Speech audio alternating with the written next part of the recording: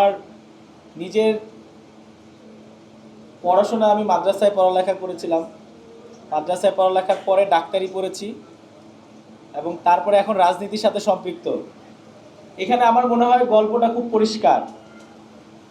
মাদ্রাসার ছেলেরা যদি রাজনীতিতে আসে সেটা যুবশক্তি হয়। মাদ্রাসার ছেলেরা যদি রাজনীতিতে আসে তাহলে সানাউল্লাহর মতো এনসিপিতে আসে। মাদ্রাসার ছেলেরা কোনো সময় আপনাদের মতো ওই ফ্যাসিস্টের সাথে গিয়ে হাত মিলাবে না। আমরা অপেক্ষা করেছি, বাংলাদেশে প্রতিটা সময় চেয়েছি যে নতুন একটা রাজনৈতিক প্রক্রিয়া আসুক এবং সেই রাজনৈতিক প্রক্রিয়াটা আজকে শুরু হয়েছে। আমরা দেখেছি বরাবরই শুধু মাদ্রাসায় পড়ালেখা করার কারণে তাদের সাথে বৈষম্য করা হয়েছে। এটা যে কোনো মাধ্যম বলেন, আপনি কওমির ক্ষেত্রে বলেন আর আলিয়ার ক্ষেত্রে বলেন, এখানেও বিভেদ করা হয়েছে। তাদেরকে অধিকারের ক্ষেত্রে তাদের সাথে বিভেদ করা হয়েছে, তাদেরকে সুযোগ দেওয়ার ক্ষেত্রে বিভেদ করা হয়েছে।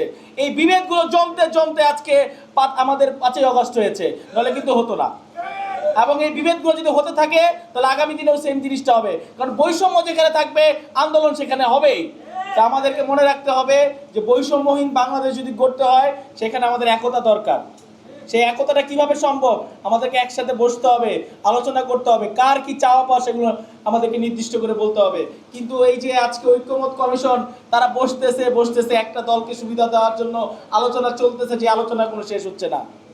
একদল একবার বলে ডানে যাবে, তখন সব একদিকে ডানে চলে যায়, আর একদল আবার যখন বামে যায় সব একসাথে বামে চলে যায়।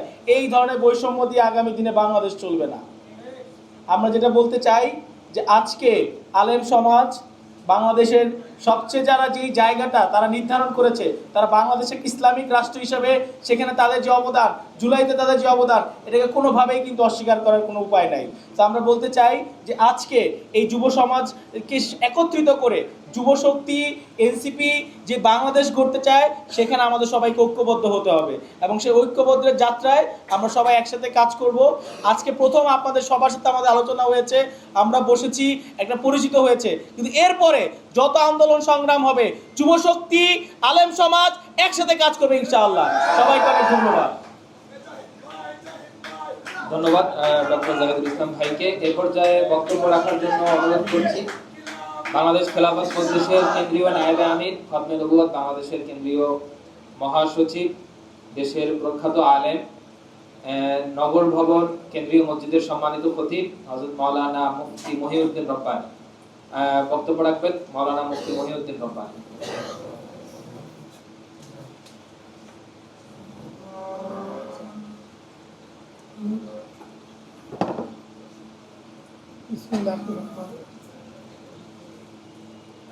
সম্মানিত সভাপতি, ওলামায়ে কেরাম, যুবক ভাইয়েরা, আমি বুড়া মানুষ। আজকে হলো যুব শক্তির শীর্ষক সেমিনার না।